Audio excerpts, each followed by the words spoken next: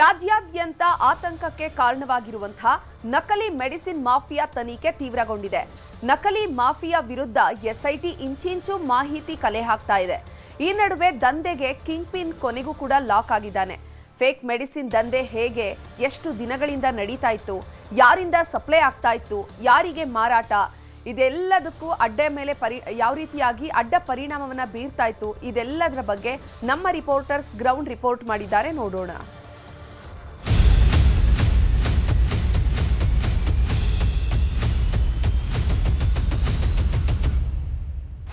Tavarekere police ಠಾಣಾ ವ್ಯಾಪ್ತಿಯಲ್ಲಿರುವಂತಹ farm house ಒಂದರಲ್ಲಿ ಸುಮಾರು 5 ಕೋಟಿ ಮೌಲ್ಯದ ನಕಲಿ ಔಷಧಿಗಳು ಪತ್ತೆಯಾಗುತ್ತೆ. ಸರ್ಕಾರ ಕೂಡ ಅಷ್ಟೇ ಇದನ್ನು ಬಹಳ ಸೀರಿಯಸ್ ಆಗಿ ತಗೊಳುತ್ತೆ. SITಯನ್ನು ರಚನೆ ಮಾಡಿ ಇನ್ವೆಸ್ಟಿಗೇಷನ್ ಮಾಡೋದಕ್ಕೆ ಸೂಚನೆಯನ್ನು ಕೊಡುತ್ತೆ. ಆರಂಭಿಕ ಹಂತದಲ್ಲಿ ಇದರ ಕಿಂಗ್ ಪಿನ್ ಎನ್ನುವಂತಹ ಪ್ರಶಾಂತ್ ಎನ್ನುವಂಥ ವ್ಯಕ್ತಿ ದುಬೈನಲ್ಲಿದ್ದಾನೆ ಅನ್ನುವಂತಹ ವಿಚಾರ ಬಯಲಾಗುತ್ತೆ. ಆಗ ಆತನ ಪತ್ತೆಗೋಸ್ಕರ ಲುಕೌಟ್ ನೋಟಿಸನ್ನು ಕೂಡ ಅಷ್ಟೇ ಜಾರಿ ಮಾಡ್ತಾರೆ. ಕೊನೆಗೆ ಅಜರ್ಬೈಜಾನ್ನ ಕಸ್ಟಮ್ಸ್ ಅಧಿಕಾರಿಗಳ ಕೈಗೆ ಪ್ರಶಾಂತ್ ಸಿಕ್ಕಿಬಿದ್ದಿದ್ದಾನೆ. ಹಾಗಾದರೆ ಆತನನ್ನು ಬೆಂಗಳೂರಿಗೆ ಕರೆತರುವಂತಹ ಪ್ರಕ್ರಿಯೆ ಹೇಗಿರುತ್ತೆ, SIT ಅಧಿಕಾರಿಗಳ ಇನ್ವೆಸ್ಟಿಗೇಷನ್ ಹಾದಿ ಹೇಗಿರುತ್ತೆ ಅನ್ನುವಂಥದ್ದನ್ನ ಇವತ್ತಿನ ಬಿಗ್ ಸ್ಟೋರಿಯಲ್ಲಿ ಹೇಳ್ತೀವಿ, ಕೇಳಿ. ಇದರ ಕಂಪ್ಲೀಟ್ ಕಿಂಗ್ ಪಿನ್ ಪ್ರಶಾಂತ್ ಎಂಬಾತ, ಆತ ದುಬೈನಲ್ಲಿದ್ದಾನೆ ಅನ್ನುವಂಥ ವಿಚಾರ ಕೂಡ ಗೊತ್ತಾಗುತ್ತೆ. ಯಾವಾಗ ದುಬೈನಿಂದ ಬೆಂಗಳೂರಿಗೆ ಇದು ಲಿಂಕ್ ಸಿಗುತ್ತೋ ಇಮಿಡಿಯೇಟ್ ಆಗಿ ಸರ್ಕಾರ ಕೂಡ ಇದನ್ನು ಬಹಳ ಸೀರಿಯಸ್ ಆಗಿ ತಗೊಂಡು SITಯನ್ನು ರಚನೆ ಮಾಡುತ್ತೆ. ಹಿರಿಯ IPS ಅಧಿಕಾರಿ ವಂಶಿ ಕೃಷ್ಣ ನೇತೃತ್ವದಲ್ಲಿ SIT ರಚನೆ ಆಗುತ್ತೆ. SIT ರಚನೆ ಆಗಿದ್ದೇ ಆರೋಪಿ ಪ್ರಶಾಂತ್ಗೋಸ್ಕರ ಲುಕೌಟ್ ನೋಟಿಸನ್ನು ಕೂಡ ಅಷ್ಟೇ ಜಾರಿ ಮಾಡ್ತಾರೆ. ಇಂಟರ್ಪೋಲ್ ಮುಖಾಂತರವಾಗಿ ಈ ಒಂದು ಲುಕೌಟ್ ನೋಟಿಸನ್ನು ದೇಶದ ಮತ್ತು ಅಂತಾರಾಷ್ಟ್ರೀಯ ಎಲ್ಲ ವಿಮಾನ ನಿಲ್ದಾಣಗಳು ಕೂಡ ಅಷ್ಟೇ ಇದನ್ನು ಕಳಿಸ್ಕೊಡ್ತಾರೆ. ಆಗ ಪ್ರಶಾಂತ್ಗೋಸ್ಕರ ಎಲ್ಲ ವಿಮಾನ ನಿಲ್ದಾಣದಲ್ಲೂ ಕೂಡ ಅಷ್ಟೇ ಸರ್ಚಿಂಗ್ ಕೆಲಸ ಆಗುತ್ತೆ. ಕೊನೆಗೆ ಪ್ರಶಾಂತ್ 4 ದಿನಗಳ ಹಿಂದೆ ಅಜರ್ಬೈಜಾನ್ ಏರ್ಪೋರ್ಟ್ಗೆ ಹೋದಂತಹ ವೇಳೆಯಲ್ಲಿ ಅಲ್ಲಿ ಇಮಿಗ್ರೇಷನ್ ಚೆಕಪ್ ಮಾಡುವಂಥ ಸಂದರ್ಭದಲ್ಲಿ ಆತನ ಪಾಸ್ಪೋರ್ಟನ್ನು ಚೆಕ್ ಮಾಡ್ತಾರೆ. ಆಗ ರೆಡ್ ಅಲರ್ಟ್ ತೋರಿಸುತ್ತೆ. ಇಮಿಡಿಯೇಟ್ ಆಗಿ ಈತ ವಾಂಟೆಡ್ ಅನ್ನುವಂಥದ್ದು ಗೊತ್ತಾಗಿದ್ದೆ ಆತನನ್ನು ಅಜರ್ಬೈಜಾನ್ನ ಕಸ್ಟಮ್ಸ್ ಅಧಿಕಾರಿಗಳು ವಶಕ್ಕೆ ಪಡೀತಾರೆ. ವಶಕ್ಕೆ ಪಡೆದಿದ್ದಾದಂಥ ಬಳಿಕ ಈತ ಲುಕೌಟ್ ನೋಟಿಸ್ನಲ್ಲಿದ್ದಂತಹ ಅಡ್ರೆಸ್ನ ತಿಳ್ಕೊಂಡು ಇಮಿಡಿಯೇಟ್ ಆಗಿ ಬೆಂಗಳೂರು ಪೊಲೀಸರು ಅಂದರೆ ಬೆಂಗಳೂರು ನಗರ ಪೊಲೀಸ್ ಆಯುಕ್ತರನ್ನು ಸಂಪರ್ಕ ಮಾಡಿ ವಿಚಾರವನ್ನು ಕೂಡ ಅಷ್ಟೇ ತಿಳಿಸ್ತಾರೆ. ವಿಚಾರ ತಿಳಿಸಿದ್ದೇ SIT ಅಧಿಕಾರಿಗಳು ಕೂಡ ಈಗಾಗಲೇ ಅಜರ್ಬೈಜಾನ್ಗೆ ಹೋಗಿದಂಥದ್ದು. ಇನ್ನು SIT ಅಧಿಕಾರಿಗಳು ಕೂಡ ಅಷ್ಟೇ ಆ ಒಂದು ವ್ಯಕ್ತಿಯನ್ನು ಕರ್ಕೊಂಡು ಬರೋದಕ್ಕಿಂತ ಮುಂಚಿತವಾಗಿ ಪ್ರತಿಯೊಂದು ದಾಖಲಾತಿಗಳನ್ನು ಕೂಡ ಅಷ್ಟೇ ಅಲ್ಲಿ ತಗೊಂಡು ಹೋಗಬೇಕಾಗಿರುತ್ತೆ. ಆತನ ಮೇಲಿರುವಂಥ ಕೇಸ್ ಯಾವುದು, ಯಾವ ಕೇಸ್ನಲ್ಲಿ ಆತ ಬೇಕಾಗಿದ್ದಾನೆ ಅನ್ನುವಂಥದ್ದು ಕಂಪ್ಲೀಟ್ ಆದಂಥ ಮಾಹಿತಿಯನ್ನು ಕೂಡ ಅಷ್ಟೇ ಅಲ್ಲಿನ ಕಸ್ಟಮ್ಸ್ ಅಧಿಕಾರಿಗಳಿಗೆ ನೀಡಬೇಕು. ಇದನ್ನು ವೆರಿಫೈ ಮಾಡಿಕೊಂಡಿದ್ದಾದಂಥ ಬಳಿಕ ಅಲ್ಲಿನ ಅಧಿಕಾರಿಗಳು ಆರೋಪಿಯನ್ನು ನಮ್ಮ ಪೊಲೀಸರ ವಶಕ್ಕೆ ಕೊಡ್ತಾರೆ. ಬೆಂಗಳೂರಿಗೆ ಕರ್ಕೊಂಡು ಬಂದಿದ್ದಾದಂತಹ ಬಳಿಕ ನ್ಯಾಯಾಲಯಕ್ಕೆ ಹಾಜರುಪಡಿಸಿ ಆತನನ್ನು ಮತ್ತೆ ಅಷ್ಟು ದಿನಗಳ ಕಾಲ ಕಸ್ಟಡಿಗೆ ತಗೊಳ್ತಾರೆ. ನಂತರ ಅಸಲಿ ಇನ್ವೆಸ್ಟಿಗೇಷನ್ ಶುರುವಾಗುತ್ತೆ. ಎಲ್ಲಿಂದ ನಕಲಿ ಔಷಧಿ ತರ್ತಾ ಇದ್ರು, ಯಾವೆಲ್ಲ ಆಸ್ಪತ್ರೆಗಳಿಗೆ ಸರಬರಾಜು ಮಾಡ್ತಾ ಇದ್ರು, ಯಾವ ರೋಗಿಗಳನ್ನು ಇವರು ಟಾರ್ಗೆಟ್ ಮಾಡ್ತಾ ಇದ್ರು, ಯಾರೆಲ್ಲ ಈ ದಂಧೆಯಲ್ಲಿ ಭಾಗಿಯಾಗಿದ್ದಾರೆ ಅನ್ನೋಂಥದ್ರ ಬಗ್ಗೆ ಸಂಪೂರ್ಣವಾದಂಥ ಇನ್ವೆಸ್ಟಿಗೇಷನ್ SIT ಮಾಡಲಿರುವಂಥದ್ದು. ನಾವು ಇನ್ವೆಸ್ಟಿಗೇಷನ್ ಮಾಡ್ತೀವಿ ಅಂತ ಅನ್ನೋದಕ್ಕೆ ಸಪ್ರೇಟ್ ಕಾನೂನು ಇರೋದ್ರಿಂದನೇ ಈಗಾಗಲೇ ಅದಕ್ಕೆ ಸಿಸ್ಟಮೆಟಿಕ್ಕಾಗಿ ಕಾನೂನು ವರ್ಕ್ ಆಗ್ತಾ ಇರೋದ್ರಿಂದ ನಮ್ಗೆ ಯಾವುದೇ ಥರವಾದಂಥ ಒಂದೇ ಒಂದು ಅದಕ್ಕೆ ಕಿಂಚಿತ್ತು ನಾವು ಅದರೊಳಗಡೆ ಹೋಗಬಾರ್ದು, ಹೋಗೋಕ್ಕಾಗದೇ ಇರೋ ಥರನೇ ಆ್ಯಕ್ಟ್ನ ತಯಾರು ಮಾಡಿರೋದ್ರಿಂದನೇ ಇವಾಗ ನಮಗೆ ಇದನ್ನ ಇಲ್ಲ ನೀವು ಮಾಡಿ ಅಂತ ಅಂದ್ಬಿಟ್ಟು ತಗೊಳ್ಳಿ, ನೀವು ಕೊಡಿ, ನೀವು ಪೊಲೀಸರು ಮಾಡಿ ಅಂತ ಹೇಳ್ಬಿಟ್ಟು ಅಂಥೇಳಿ ಕೊಡುವಂಥದ್ದಕ್ಕೆ ಅದು ಎಷ್ಟರ ಮಟ್ಟಿಗೆ ಸಮಂಜಸನೋ ಅದೆಷ್ಟಕ್ಕೆ ಅದು ಇದಾಗಿರ್ತದೋ ನನಗೆ ಅದರ ಬಗ್ಗೆ ಇನ್ನೂ ಜಿಜ್ಞಾಸೆನೇ ಇದೆ. ನನ್ನ ಲೆಕ್ಕದಲ್ಲಿ ಕೊಡೋಕ್ಕಾಗೋದಿಲ್ವೇನೋ, ಈಗ ನನ್ನಲ್ಲೇ ಅಮೆಂಡ್ಮೆಂಟ್ ಆಗಬೇಕದು. ಫಾರ್ಮ್ ಹೌಸ್ನಲ್ಲಿ ನಕಲಿ ಔಷಧಿಗಳನ್ನು ಹೇಗೆ ತಯಾರು ಮಾಡ್ತಾಯಿದ್ರು, ಅದಕ್ಕೆ ನಕಲಿಯಾಗಿ ಲೇಬಲ್ಗಳನ್ನು ಹೇಗೆ ಹಾಕ್ತಾಯಿದ್ರು, ಗೋಡೌನ್ನಲ್ಲಿ ಸಿಕ್ಕಂತಹ ಔಷಧಿಗಳು ಯಾವ್ಯಾವು, ಎಷ್ಟು ವರ್ಷಗಳಿಂದ ಈ ದಂಧೆ ನಡೀತಾ ಇತ್ತು, ಇದೆಲ್ಲದರ ಬಗ್ಗೆ ಕಂಪ್ಲೀಟ್ ಆದಂಥ ಮಾಹಿತಿ ಕೊಡ್ತಾರೆ ನಮ್ಮ ಪ್ರತಿನಿಧಿ ಗಂಗಾಧರ್. ನಕಲಿ ಔಷಧಿ ದಂಧೆಯ ಜಾಲದ ಬೆನ್ನತ್ತಿರುವಂಥ SIT ಅಧಿಕಾರಿಗಳು ತನಿಖೆಯನ್ನು ನಡೆಸ್ತಾ ಇದ್ದಾರೆ. ಆದರೆ ಈ ನಕಲಿ ಔಷಧಿಯ ದಂಧೆ ಹೇಗೆ ನಡೀತಾ ಇತ್ತು, ಮರುಪ್ಯಾಕಿಂಗ್ ಹೇಗೆ ಮಾಡಲಾಗ್ತಾ ಇತ್ತು, ಅಸಲಿ ಔಷಧಿಯ ಲೇಬಲ್ಗಳನ್ನು ನಕಲಿ ಔಷಧಿಗೆ ಹೇಗೆ ಬಳಕೆ ಮಾಡ್ತಾ ಇದ್ರು, ಗೋಡನ್ನಲ್ಲಿ ಸಿಕ್ಕಂಥ ಔಷಧಿಗಳು ಏನೇನು ಅಂತ ಹೇಳ್ತೀವಿ, ಈ ಸ್ಟೋರಿ ನೋಡಿ. ಎಸ್, ನಕಲಿ ಔಷಧಿ ದಂಧೆಯ ಜಾಲದ ಲಿಂಕ್ ಬೆಂಗಳೂರಿನಿಂದ ವಿದೇಶವರೆಗೂ ಕೂಡ ಸಿಗ್ತಾ ಇದೆ. ಆ ನಿಟ್ಟಿನಲ್ಲಿ SIT ಅಧಿಕಾರಿಗಳು ತನಿಖೆಯನ್ನು ನಡೆಸ್ತಾ ಇದ್ದಾರೆ.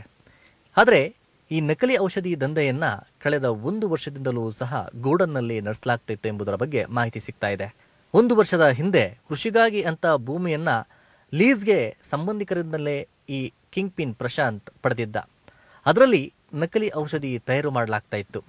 ಜ್ಞಾನ ಭಾರತಿಯಲ್ಲಿ ಕುಟುಂಬದ ಜೊತೆಗೆ ವಾಸವಾಗಿರುವಂಥ ಪ್ರಶಾಂತ್ಗೆ ತೇಜಸ್ ಸಾಥ್ ಕೊಡ್ತಿದ್ದ. ಅದಲ್ಲದೆ ಆರೋಪಿಗಳೆಲ್ಲರೂ ಕೂಡ ಒಬ್ಬರಿಗೊಬ್ಬರಿಗೂ ಒಂದು ರೀತಿಯಲ್ಲಿ ಸಂಬಂಧಿಕರಾಗಿದ್ದಾರೆ. ಜೊತೆಗೆ ಲೋ ಕ್ವಾಲಿಟಿ ಡ್ರಗ್ಸನ್ನು, ಈ ಔಷಧಿ ಏನಿದೆ ಅದನ್ನು ತೆಲಂಗಾಣ ಮತ್ತು ಹಿಮಾಚಲ ಪ್ರದೇಶದಿಂದ ಖರೀದಿ ಮಾಡಿ ಡಿಸ್ಟ್ರಿಬ್ಯೂಟರ್ ಆಗಿರುವಂಥ ನವೀನ್ ಮತ್ತು ವೆಂಕಟೇಶ್ ಮೂಲಕ ಖರೀದಿ ಮಾಡಿ ತರ್ತಾ ಇದ್ರು. ಅದಲ್ಲದೆ ಈ ಇಂಜೆಕ್ಷನ್ಸ್ ಪೌಡ್ರ್ ಏನಿದೆ ಅದನ್ನು ರಿಮೂವ್ ಮಾಡ್ಕೊಳ್ತಾ ಇದ್ರು. ಬೇರೆ ಬ್ರ್ಯಾಂಡ್ಗೆ ಅದನ್ನು ಫಿಲ್ ಮಾಡಿ ಬೇರೆ ಔಷಧಿಯ ಲೇಬಲ್ಗಳನ್ನು ಹಾಕ್ತಾ ಇದ್ರು. ಇದೇ ರೀತಿ ಕಾಸ್ಟ್ಲಿ ಡ್ರಗ್ಸ್ ಅಂತ ಅದಕ್ಕೆ ಲೋ ಕ್ವಾಲಿಟಿ ಡ್ರಗ್ಸನ್ನು ಬಳಕೆ ಮಾಡಿ ಲೇಬಲ್ಗಳನ್ನು ಅಂಟಿಸಿ ಅದನ್ನು ಸಪ್ಲೈ ಮಾಡ್ತಾ ಇದ್ರು. ಹೀಗೆ 5-6 ವರ್ಷಗಳಿಂದ ಪ್ರಶಾಂತ್ ಡ್ರಗ್ಸ್ ಡಿಸ್ಟ್ರಿಬ್ಯೂಟರ್ ಆಗಿ ಮತ್ತು ಮೆಡಿಕಲ್ ರೆಪ್ರೆಸೆಂಟೇಟಿವ್ಸ್ ಆಗಿ ಮೆಡಿಕಲ್ ಡ್ರಗ್ಸ್ ಕಂಪನಿಗಳಲ್ಲಿಯೂ ಕೂಡ ಈ ಪ್ರಶಾಂತ್ ಕೆಲಸ ಮಾಡ್ತಾ ಇದ್ರಿಂದ ಇದರೆಲ್ಲರ ಆಳ ಅಗಲ ಮತ್ತು ಕೆಲಸ ಯಾವ ರೀತಿ ಮಾಡಬೇಕು ಮತ್ತು ಡ್ರಗ್ಸ್ ಸಪ್ಲೈ ಹೇಗೆ ಮಾಡಬೇಕು, ಇದು ಪಕ್ಕಾ ಕ್ವಾಲಿಟಿ ಡ್ರಗ್ಸ್ ಅಂತಲೇ ಅದನ್ನು ನೋಡಿದವ್ರಿಗೆ ಗೊತ್ತಾಗ್ತಾ ಇತ್ತು. ಆ ರೀತಿ ಯಾರೊಬ್ಬರಿಗೂ ಕೂಡ ಅನುಮಾನ ಬರದ ರೀತಿಯಲ್ಲಿ ಲೋ ಕ್ವಾಲಿಟಿ ನಕಲಿ ಔಷಧಿಗಳನ್ನು ಈ ಗ್ಯಾಂಗ್ ತಯಾರು ಮಾಡ್ತಾ ಇತ್ತು. ಅದಲ್ಲದೆ ಈ ಮೆಡಿಸಿನ್ ಡ್ರಗ್ಸ್ ಸಪ್ಲೈ ಸ್ಟಾಕ್ ಎಲ್ಲವನ್ನೂ ಕೂಡ ಈ ತೇಜಸ್ಸೇ ಮೇಂಟೈನ್ ಮಾಡ್ತಾ ಇದ್ದ. ಬೆಂಗಳೂರು ಮತ್ತು ಚೆನ್ನೈನಲ್ಲಿ ಇವರೆಲ್ಲರೂ ಕೂಡ ಡಿಸ್ಟ್ರಿಬ್ಯೂಟ್ ಮಾಡ್ತಾ ಇದ್ರು. ತಾವರೆಕೆರೆ ಪೊಲೀಸ್ ಸ್ಟೇಷನ್ ಲಿಮಿಟ್ಸಲ್ಲಿ ಏನೋ ಒಂದು ರೈಡ್ ಮಾಡಿದ್ದೀವಿ. ಆ ರೈಡಲ್ಲಿ ಸುಮಾರು 6 ಕೋಟಿಗಳಷ್ಟು ಏನು ಸ್ಪೂರಿಯಸ್ ಮೆಡಿಸಿನ್ಸ್ಗಳು ಸಿಕ್ಕಿದೆ.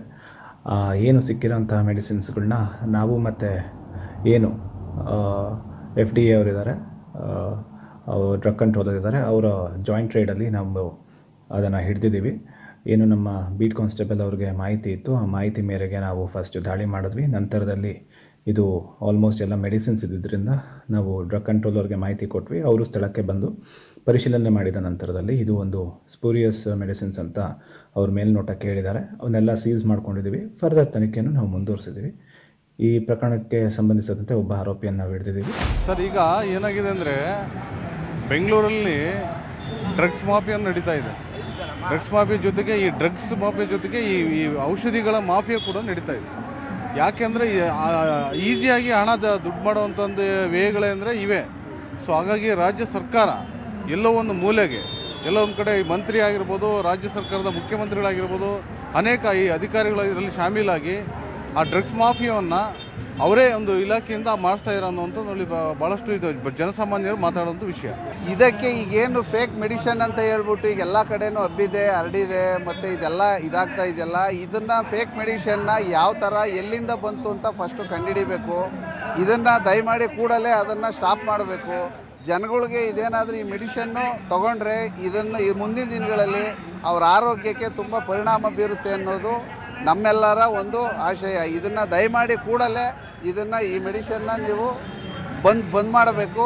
ಬಂದ್ ಮಾಡಿ ಕೂಡಲೇ ಯಾರು ಇದನ್ನು ತಪ್ಪಿಸ್ತಿದ್ದಾರೆ ಅವ್ರಿಗೆ ಶಿಕ್ಷೆ ಆಗಬೇಕು ಅಂತ ಹೇಳ್ಬಿಟ್ಟು ಈ ಮೂಲಕ ತಮ್ಮಲ್ಲಿ ಕೇಳ್ಕೊತಾ ಇದ್ದೀವಿ.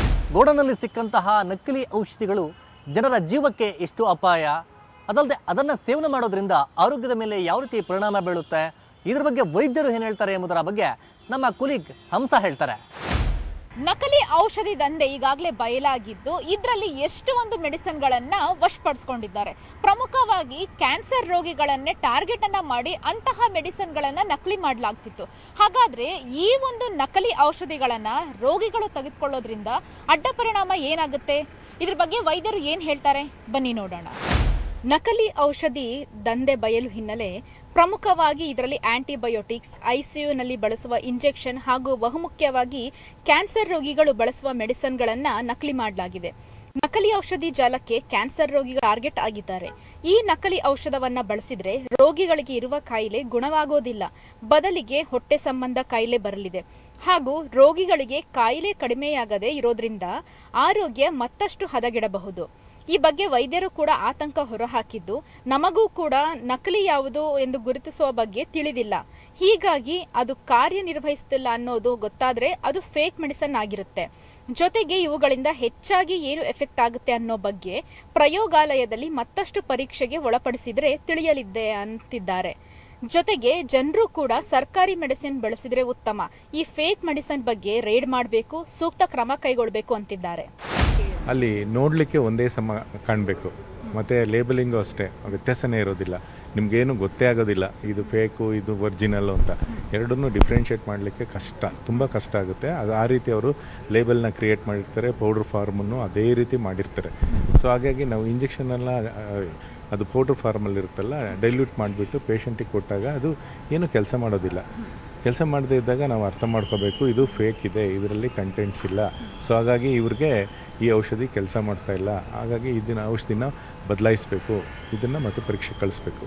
ತಕ್ಷಣ ಅದನ್ನು ನೋಡಿಕೊಂಡು ಅದೇ ಬ್ಯಾಚ್ದು ಇನ್ನಷ್ಟು ಇರ್ತದಲ್ಲ ಆ ಔಷಧಿನೆಲ್ಲನೂ ನಾವು ಪರೀಕ್ಷೆ ಕಳಿಸಿದ್ರೆ ಅವರು ಅದರೊಳಗಿರೋ ಕಂಟೆಂಟ್ಸ್ನೆಲ್ಲ ಪರೀಕ್ಷೆ ಮಾಡಿ ಅದರಲ್ಲಿ ಏನಿದೆ ಅಂತ ಪತ್ತೆ ಮಾಡಿ ಅದು ಆ ಕ್ಯಾನ್ಸರ್ ಔಷಧಿ ಅದರಲ್ಲಿ ಇಲ್ಲದೇ ಇದ್ದರೆ ಇಲ್ಲ ಅಂತ ಹೇಳ್ತಾರೆ, ಅಥವಾ ಅದರಲ್ಲಿ ಏನಿದೆ ಅದನ್ನು ಕಂಟೆಂಟ್ಸನ್ನು ತಿಳಿಸ್ತಾರೆ. ಗೌರ್ಮೆಂಟ್ ಮೆಡಿಕಲ್ ಸ್ಟೋರನ್ನು ರಿಸ್ಟ್ರಿಕ್ಟ್ ಮಾಡಿ ಕಂಡೀಷನ್ ಹಾಕಬೇಕು ಅವರಿಗೆ. ಎಲ್ಲರೂ ಓಪನ್ ಮಾಡ್ತಾ ಇರ್ತಾರೆ, ಯಾವುದು ಡ್ರಗ್ ತರ್ತಾರೆ ಅಂತ ಏನು ಗೊತ್ತಾಗ್ತಾ ಇರಲಿಲ್ಲ. Government has to have a proper control. Drug ಕಂಟ್ರೋಲ್ನವ್ರು ಮಾಡೋದಿಲ್ಲ ಅದನ್ನು. They are not doing it. ಹೌದು, ಅವರೆಲ್ಲ ಮೆಡಿಕಲ್ ಸ್ಟೋರ್ ವಿಸಿಟ್ ಮಾಡಿ ನೋಡಬೇಕಲ್ವಾ. Government also, I would not fully blame government because they cannot keep on doing this. But they must try to do, that's all I will say. Because how many things they will also do, so much responsibility, they are also, that is the problem. People should understand this. People should behave more responsibly by not doing all those things. That is also there. ಅಲ್ಲ, ಅದು serious ಆಗಿ ಅವರು action ಅಂದರೆ ಇವಾಗ ಅವ್ರದ್ದು team ಇರುತ್ತಲ್ಲ, special squad, ಈ ಥರ ಏನಾದರೂ ಆ ಸ್ಕ್ವಾಡ್ ಕಡೆಯಿಂದ ಬಿಟ್ಟು ಚೆಕ್ ಮಾಡಿ ಅವ್ರಿಗೆ ಪೆನಾಲ್ಟಿ ಇಂಪೋಸ್ ಮಾಡೋದ್ರು ಒಳ್ಳೆಯದು. ಮತ್ತು ಈ ಥರ ಈ ಕ್ರೈಮ್ ಮಾಡೋದ್ರಿಂದ ಅವರನ್ನು ಪನಿಷ್ಮೆಂಟ್, ಸೀರಿಯಸ್ ಪನಿಷ್ಮೆಂಟ್ ಮಾಡಿ ಆ್ಯಕ್ಷನ್ ತೊಗೊಂಡ್ರೆ ಮುಂದಿನ ದಿನಗಳಲ್ಲಿ ಸ್ವಲ್ಪ ಇದನ್ನು ಕಂಟ್ರೋಲ್ ಮಾಡ್ಬೋದು. ಇಲ್ಲಾಂದರೆ ಇದು ಎಲ್ಲ ಕಡೆನೂ ಇದು ಈ ಥರ ಬೆಳೀತಾ ಹೋದರೆ ನ್ಯಾಯ ಅನ್ನೋದೇ ಇರೋದೇ ಇಲ್ವಲ್ಲ. ಸೊ ಇದನ್ನು ಕಂಟ್ರೋಲ್ ಮಾಡಲೇಬೇಕಾಗತ್ತೆ. ಜನೌಷಧಿ ಔಟ್ಲೆಟ್ಸ್ ಎಲ್ಲ ಕಡೆ ಏನಿದೆ ಅದು ಗೌರ್ಮೆಂಟ್ ಮೆಡಿಸಿನ್ಸೇ. ಇದನ್ನು ಜನ ಅದನ್ನು ತೊಗೊಳಕ್ಕೆ ಶುರು ಮಾಡಬೇಕು instead of going for this regular medical shops. In fact we are buying from Janaushadhi ಅಂಗಡಿಯಿಂದನೇ ತೊಗೊಳ್ತಾ ಇದ್ದೀವಿ ನಾವು. ಒಳ್ಳೆ ಮೆಡಿಸಿನ್ಸೇ ಇದು. It's working out for everyone. ಆದಷ್ಟು ಮಾಡೋದು ಒಳ್ಳೆಯದು. ಕಾಸ್ಟ್ ವೈಸು ಒಳ್ಳೇದಿದೆ. ದ ಸೇಮ್ ಕಂಟೆಂಟ್ಸೇ ಇರುತ್ತೆ, ಅದರಲ್ಲೂ ಕಾಂಪೋನೆಂಟ್ ಸೇಮ್ ಇರುತ್ತೆ. ಹೆಸರು ಚೇಂಜ್ ಬಿಟ್ಟರೆ it's a generic medicine, but it works for everything. ಚೆನ್ನಾಗಿದೆ ಮಾತ್ರ. ಆದಷ್ಟು ಗೌರ್ಮೆಂಟ್ ಮೆಡಿಸನ್ಸೇ ತೊಗೊಳ್ಳೋದು ಒಳ್ಳೆಯದು. ಆ್ಯಸ್ ಕಾಮನ್ ಪೀಪಲ್ ನಾವು ಹೆಲ್ಪ್ಲೆಸ್ನೆಸ್ ಆಗ್ತೀವಿ. ಸೊ ಸಮ್ವೇರ್ ಆ ರೈಡ್ ಮಾಡಿಬಿಟ್ಟು very difficult, I understand. But Shashi ಹೇಳಿದಾಗೆ ಗೌರ್ಮೆಂಟ್ ಅಫಿಲಿಯೇಟೆಡ್ ಶಾಪ್ಸ್ನಲ್ಲೇ ತೊಗೋಬೇಕು. ಜನೌಷಧಿಯಿಂದನೇ ತೊಗೊಂಡ್ರೆ ವರ್ತ್. ಬಿಕಾಸ್ ನಾವು ಹೇಗೆ ನಂಬಿಕೆ, ಯಾರ ಮೇಲೂ ನಂಬಿಕೆನೇ ಬರಲ್ಲ ನಮಗೆ. ಹೆಲ್ಪ್ಲೆಸ್ನೆಸ್ ಆಗಿಬಿಡುತ್ತೆ, very difficult. So government has to take charge ಇದಕ್ಕೆ. ಇನ್ನು ದುಬೈನಿಂದ ಬೆಂಗಳೂರಿಗೆ ಈ ಒಂದು ದಂಧೆ ಯಾವ ರೀತಿ ನಡೀತಿತ್ತು, ಈ ಫೇಕ್ ಮೆಡಿಸನ್ಗಳು ಯಾವೆಲ್ಲ ಆಸ್ಪತ್ರೆಗಳಿಗೆ ಸೇರಿದೆ, ಹಾಗೆಯೇ ಯಾವೆಲ್ಲ ಮೆಡಿಕಲ್ ಶಾಪ್ಗಳಿಗೆ ಸೇರಿದೆ, ಜೊತೆಗೆ ವಿತರಕರು ಯಾರೆಲ್ಲ ಇದ್ದಾರೆ, ಇದರ ಇನ್ವೆಸ್ಟಿಗೇಷನ್ ಯಾವ ರೀತಿ ನಡೆಯುತ್ತೆ ಅನ್ನೋದ್ರ ಬಗ್ಗೆ ನಮ್ಮ ಕರೆಸ್ಪಾಂಡೆಂಟ್ ಮುನಿರಾಜು ಅವರು ಹೆಚ್ಚಿನ ಮಾಹಿತಿಯನ್ನು ಕೊಡ್ತಾರೆ. ಬನ್ನಿ ನೋಡೋಣ. ಅಧಿಕಾರಿಗಳ ಕಣ್ತಪ್ಪಿಸಿ ಈ ನಕಲಿ ಔಷಧಿಗಳು ಮೆಡಿಕಲ್ ಸ್ಟೋರ್ ತಲುಪಿದ್ದೇ ಒಂದು ರೀತಿ ರೋಚಕ. ಇಷ್ಟು ದಿನ ಅಧಿಕಾರಿಗಳು ಯಾವ ರೀತಿ ಅದನ್ನು ಪರಿಶೀಲನೆ ಮಾಡ್ತಾ ಇದ್ರು ಮತ್ತು ಯಾವ ರೀತಿ ಮೆಡಿಕಲ್ ಶಾಪ್ಗೆ ಡಿಸ್ಟ್ರಿಬ್ಯೂಟ್ ಮಾಡ್ತಾ ಇದ್ರು ಅನ್ನೋದ್ರ ಬಗ್ಗೆ ನೋಡೋಣ. ಅಧಿಕಾರಿಗಳ ಕಣ್ತಪ್ಪಿಸಿ ಇಷ್ಟು ದೊಡ್ಡ ಮಟ್ಟದಲ್ಲಿ ಒಂದು ನಕಲಿ ಔಷಧಿಗಳು ಬೆಂಗಳೂರು ತಲುಪಿರುವಂಥದ್ದು ಕೂಡ ಒಂದು ದೊಡ್ಡ ಯಕ್ಷ ಪ್ರಶ್ನೆ ಆಗಿರೋದು. ನಕಲಿ ಔಷಧಿಗಳು ಯಾವ ಒಂದು ಮೆಡಿಕಲ್ ಸ್ಟೋರ್ಗಳಿಗೆ ತಲುಪಿದೆ ಮತ್ತೆ ಅದನ್ನ ಡಿಸ್ಟ್ರಿಬ್ಯೂಟ್ ಮಾಡಿದಂಥ ಒಂದು ರೆಪ್ರೆಸೆಂಟೇಟಿವ್ಸ್ ಯಾರಿದ್ದಾರೆ ಆ ಒಂದು ವಿಚಾರದ ಬಗ್ಗೆ ಕೂಡ ಈಗ ತನಿಖೆಯನ್ನ ಆರಂಭ ಮಾಡಲಾಗಿದೆ. ಈಗಾಗಲೇ ಬಂಧಿತ ಆರೋಪಿಗಳನ್ನ ತೀವ್ರ ವಿಚಾರಣೆಗೆ ಒಳಪಡಿಸಿರುವಂತಹ SIT ತಂಡ ಅವರಿಂದಲೇ ಸಾಕಷ್ಟು ಮಾಹಿತಿಯನ್ನ ಕಲೆ ಹಾಕುವಂತ ಕೆಲಸವನ್ನು ಕೂಡ ಮಾಡ್ತಾ ಇದ್ದಾರೆ. ಈಗಾಗಲೇ ಏನು ಬೆಂಗಳೂರಿಗೆ ಹೊರ ರಾಜ್ಯದಿಂದಲೂ ಕೂಡ ಈ ಒಂದು ಏನು ಮೆಡಿಸಿನ್ಸ್ ಬರ್ತಾ ಇತ್ತು ಅನ್ನೋದು ವಿಚಾರ ಕೂಡ ಈಗ ಬೆಳಕಿಗೆ ಬಂದಿರೋದು. ಲೈಸೆನ್ಸ್ ಇರುವಂತಹ ವ್ಯಕ್ತಿಗಳು ಬಿಲ್ ಮತ್ತೆ ಬ್ಯಾಚ್ ನಂಬರ್ಗಳ ಮುಖಾಂತರವಾಗಿ ಏನು ಅಸಲಿ ಒಂದು ಮೆಡಿಸಿನ್ಸ್ ಅನ್ನ ಸಪ್ಲೈ ಮಾಡ್ತಿರ್ತಾರೆ. ಅದರ ಅಡಿಯಲ್ಲೇ ಇದನ್ನು ಕೂಡ ಈ ರೀತಿ ಅಕ್ರಮವಾಗಿ ಮಾಡಿರುವಂತಹ ಶಂಕೆ ಕೂಡ ಈಗ ವ್ಯಕ್ತವಾಗ್ತಾ ಇರೋದ್ರಿಂದ ಅದ್ರ ಬಗ್ಗೆ ಕೂಡ ತೀವ್ರವಾಗಿ ತನಿಖೆಯನ್ನ ಮಾಡಿ ಎಲ್ಲ ಒಂದು ಮೆಡಿಸಿನ್ಸ್ ನ ಬ್ಯಾಚ್ ಇರಬಹುದು ಮತ್ತೆ ಬಿಲ್ ನಂಬರ್ ಗಳನ್ನ ಕೂಲಂಕುಷವಾಗಿ ಪತ್ತೆ ಮಾಡುವಂತ ಕೆಲಸ ಕೂಡ ನಡೀತಾ ಇದೆ. ಈಗಾಗಲೇ ಓರ್ವ ಪ್ರಮುಖ ಆರೋಪಿ ವಿದೇಶಕ್ಕೆ ಹೋಗಿರೋದ್ರಿಂದ ಆತನನ್ನು ಕೂಡ ಈಗಾಗಲೇ ಅಲ್ಲಿ ವಶಕ್ಕೆ ಪಡೆಯಲಾಗಿದೆ. ಈ ಒಂದು ಜಾಲದ ಹಿಂದೆ ಇರುವಂತಹ ಕಾಣದ ಕೈಗಳಿರ್ಬೋದು ಮತ್ತೆ ಎಲ್ಲಿಂದ ಇದು ಆಪರೇಟ್ ಆಗ್ತಾ ಇತ್ತು ಅನ್ನೋದ್ರ ಬಗ್ಗೆ ಕೂಡ ಹೆಚ್ಚಿನ ತನಿಖೆಯನ್ನ ಈಗ SIT ತಂಡ ಮಾಡ್ತಾ ಇದೆ. ಆರೋಗ್ಯ ಮೇಲೆ ತುಂಬ ಕೆಟ್ಟ ಪರಿಣಾಮ ಬರುತ್ತೆ ಸರ್. ನಕಲಿ ಮೆಡಿಸಿನ್ ಸಿಕ್ಕರೆ ಸುಮ್ಮನೆ ಪಬ್ಲಿಕ್ ಎಲ್ಲ ತೊಂದರೆ ಆಗುತ್ತೆ ಭಾಳ. ಸರ್ಕಾರದವರು ಗಮನಿಸಿ ಸೂಕ್ತ ಕ್ರಮ ತಗೋಬೇಕು. ಅದು ಸೂಕ್ತ ಪ್ರಿಸ್ಕ್ರಿಪ್ಷನ್ ಇದ್ದರೆ ಮಾತ್ರ ಮೆಡಿಕಲ್ ಮೆಡಿಸನ್ನ ಇಶ್ಯೂ ಮಾಡಬೇಕು, ಇಲ್ಲಾಂದರೆ ಸುಮ್ಮನೆ ಏನಕ್ಕೆ ಕೊಡಬೇಕು, ಕೊಡೋದಿಲ್ಲ, ಆ ಥರ ಕೊಡಬಾರ್ದು. ತುಂಬ ಆರೋಗ್ಯದ ಮೇಲೆ ಪರಿಣಾಮ ಬೀಳುತ್ತೆ ಸರ್. ಯಾಕೆಂದ್ರೆ ಎಲ್ಲರಿಗೂ ತೊಂದರೆ ಅಲ್ವಾ ಸರ್, ಎಲ್ಲರಿಗೂ ತೊಂದರೆ. ಅದರಿಂದ ಸ್ವಲ್ಪ ನೀವು ಎಲ್ಲ ಸಪೋರ್ಟ್ ಮಾಡಿ ಏನಾರು ಒಂದು ಮಾಡ್ಬೇಕು ಸರ್. ಸರ್ ಆ್ಯಕ್ಚುಲಿ ಹೇಳಬೇಕು ಅಂದರೆ ಬೆಂಗಳೂರಿನಲ್ಲಿ ಅಂದರೆ ವಿದ್ಯಾವಂತರಿದ್ದಾರೆ. ಇಲ್ಲಿ ಸಿಟಿಗೆ ಆಗೋದಕ್ಕಿಂತ ಎಫೆಕ್ಟು ಹಳ್ಳಿ ಜನಗಳಿಗೆ ಹೆಚ್ಚು ಆಗುತ್ತೆ. ಅಂದರೆ ಅನಕ್ಷರಸ್ಥರು ಒಂದು ಮೆಡಿಷನ್ ಯಾವುದನ್ನು ಹೇಳ್ತಾರೆ ಅದನ್ನು ಏನು ಅದ್ರ ಬಗ್ಗೆ ತಿಳ್ಕೊಳ್ಳೋ ಅಂಥ ನಾಲೆಡ್ಜು ನಮ್ಮ ಹಳ್ಳಿ ಜನಗಳಿಗೆ ಗೊತ್ತಿರಲ್ಲ. ಅದು ಹೆಚ್ಚು ಸಿಟಿಯವ್ರಿಗಿಂತ ವಿದ್ಯಾವಂತರಿಗಿಂತ ಅವಿದ್ಯಾವಂತರಿಗೆ ತುಂಬಾ ಎಫೆಕ್ಟ್ ಆಗುತ್ತೆ ಅಂತ ಹೇಳ್ಬೋದು ಸರ್. ದಯವಿಟ್ಟು ಸರ್ಕಾರ ಎಚ್ಚೆತ್ಕೊಂಡು ಅದ್ರ ವಿರುದ್ಧವಾಗಿ ಕೆಲಸ ಮಾಡ್ತಾ ಇರೋವಂಥವ್ರಿಗೆ ಕಠಿಣ ಕ್ರಮ ಆಗಬೇಕು ಅಂತ ಹೇಳಕ್ಕೆ ಇಷ್ಟಪಡ್ತೀವಿ ಸರ್. ನಕಲಿ ಔಷಧಿ ಜಾಲದ ಸಂಪೂರ್ಣ ಮಾಹಿತಿ ಮತ್ತೆ ತನಿಖೆ ಯಾವ ರೀತಿಯಾಗಿದೆ ಮತ್ತೆ ಅಧಿಕಾರಿಗಳು ಏನೆಲ್ಲ ಪತ್ತೆ ಮಾಡಿದ್ದಾರೆ ಅನ್ನೋದ್ರ ಬಗ್ಗೆ ಸಂಪೂರ್ಣ ಡೀಟೇಲ್ಸ್ ಅನ್ನ ಮಂಜುನಾಥ್ ಆರ್ಯ ಹೇಳ್ತಾರೆ, ನೋಡೋಣ. ನೋಡಿದ್ರಲ್ಲ ಈ ನಕಲಿ ಔಷಧಿಗಳ ದಂಧೆ ಅನ್ನುವಂಥದ್ದು ಯಾವ ರೀತಿಯಾಗಿ ನಡೀತಾ ಇತ್ತು ಅಂತೇಳಿ. ಈ ಕಾರಣಕ್ಕೋಸ್ಕರನೇ ಸರ್ಕಾರ ಇದನ್ನ ಬಹಳ ಸೀರಿಯಸ್ ಆಗಿ ತಗೊಂಡಿದೆ. ಯಾರೂ ಕೂಡ ಅಷ್ಟೇ ಜೀವಗಳ ಜೊತೆ ಆಟ ಆಡಬಾರ್ದು ಅಂತಾನೆ SIT ಅನ್ನ ರಚನೆ ಮಾಡಿದೆ. SIT ಅವರು ಕೂಡ ಈಗಾಗಲೇ ಕಿಂಗ್ ಪಿನ್ ಆಗಿರುವಂತಹ ಪ್ರಶಾಂತ್ನನ್ನ ಇನ್ನು ಒಂದೆರಡು ದಿನದಲ್ಲಿ ಬೆಂಗಳೂರಿಗೆ ಕರ್ಕೊಂಡು ಬರ್ತಾ ಇದ್ದಾರೆ. ಆತನನ್ನ ಇಂಟ್ರಾಗೇಷನ್ ಮಾಡಿದಂತಹ ಬಳಿಕ ಈ ದಂಧೆಯಲ್ಲಿ ಯಾರೆಲ್ಲ ಭಾಗಿಯಾಗಿದ್ದಾರೆ, ಯಾವೆಲ್ಲ ದೊಡ್ಡ ದೊಡ್ಡ ಶಕ್ತಿಗಳ ಕೈವಾಡ ಇದೆ ಅನ್ನುವಂಥದ್ದು ಬಯಲಾಗಬೇಕಾಗಿದೆ. ಕ್ಯಾಮ್ರಾ ಪರ್ಸನ್ ಶ್ರೀನಿವಾಸನ ಜೊತೆ ಮಂಜುನಾಥ್, ನ್ಯೂಸ್ 18 ಬೆಂಗಳೂರು.